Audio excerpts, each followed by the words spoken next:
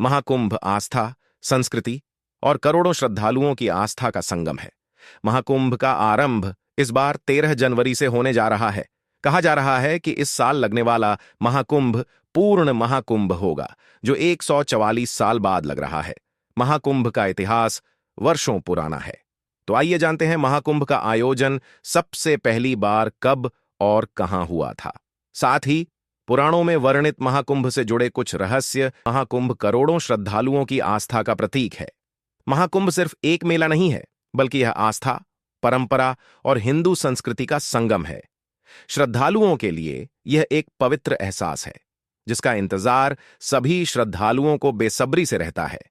इस साल 13 जनवरी से लगने जा रहा महाकुंभ का मेला कई मायनों में बेहद खास होने वाला है।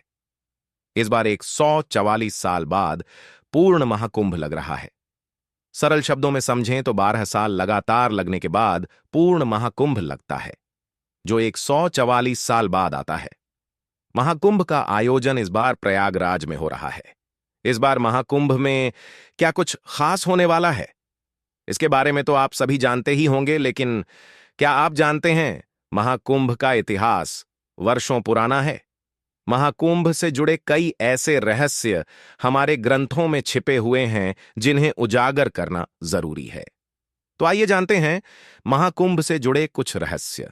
साथ ही जानते हैं कब और कहां सबसे पहले हुआ था महाकुंभ का आयोजन। कब और कहां लगा था सबसे पहले महाकुंभ। कुछ ग्रंथों में उल्लेख है कि सतयुग से ही इस मेले का आयोजन किया जा रहा है।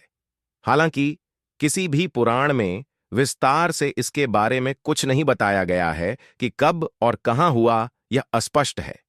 कितना पुराना है महाकुंभ का इतिहास। कुछ ग्रंथों में बताया गया है कि कुंभ मेला का आयोजन 850 साल से भी ज्यादा पुराना है। आदि शंकराचार्य द्वारा महाकुंभ की शुरुआत की गई थी। कुछ कथाओं में बताया गया है कि कुंभ का आयोजन समुद्र मंथन के बाद से ही किया जा रहा है, जबकि कुछ विद्वानों का कहना है कि गुप्त काल के दौरान से ही इसकी शुरुआत हुई थी। लेकिन सम्राट हर्षवर्धन से इसके प्रमाण देखने को मिलते हैं। इसी के बाद शंकराचार्य और उनके शिष्यों द्वारा सन्यासी अखाड़ों के लिए संगम तट पर शाही स्नान की व्यवस्था की गई थी। हालांकि कुछ ऐतिहासिक साक्ष्य यह भी मिलते हैं जिनसे सिद्ध होता है कि कुंभ का आयोजन राजा हर्षवर्धन के राज्यकाल में आरंभ हुआ था। प्रसिद्ध चीनी यात्री ह्वेनसांग जब अपनी भारत यात्रा के बाद उन्होंने कुंभ मेले के आयोजन का उल्लेख किया था। इसी के साथ उन्होंने राजा हर्षवर्धन का भी जिक्र किया है। उनके दयालु स्वभाव के बारे में भी उन्होंने जिक्र किया था। ह्वेनसांग ने कहा था कि राजा हर्षवर्धन लगभग हर 5 साल में नदियों के संगम पर एक बड़ा आयोजन करते थे, जिसमें वह अपना पूरा कोष गरीबों और धार्मिक लोगों को दान में दे दिया करते थे। महाकुंभ और समुद्र मंथन के बारे में शिव पुराण, मत्स्य पुराण, पद्म पुराण, भविष्य पुराण समेत लगभग सभी पुराणों में जिक्र किया गया है। मान्यताओं के अनुसार समुद्र मंथन के दौरान जब अमृत कलश बाहर आया था, तब देवताओं और राक्षसों के बीच तनातनी और संघर्ष को कम करने के लिए भगवान विष्णु ने मोहिनी अवतार लिया था। इसके बाद जब देवताओं और राक्षसों के बीच संघर्ष काफी ज्यादा बढ़ गया, तो उन्होंने इंद्रदेव के पुत्र जयंत को यह अमृत कलश सौंप दिया गया। जयंत कौवे का रूप धारण कर राक्षसों से अमृत कलश को छिन्न कर उड़ चले थे। जब वह घट को लेकर भाग रहे थे, तो अमृत कलश से कुछ बूंदें प्रयागराज, उज्जैन, हरिद्वार और नासिक में गिर गई थी। जहां जहां अमृत कलश की बूंदें गिरी, वहां वहां कुंभ मेला का आयोजन किया जाता है। जब जयंत कौए के रूप में अमृत कलश को लेकर जा रहे थे, तो उनकी जीभ पर भी अमृत की कुछ बूंदें लग गई थीं, जिस वजह से कौए ही आयु लंबी होती है। ऐसा कहा जाता है कि कौए जब भी मरता है तो दुर्घटना में उसकी मृत्यु होती है।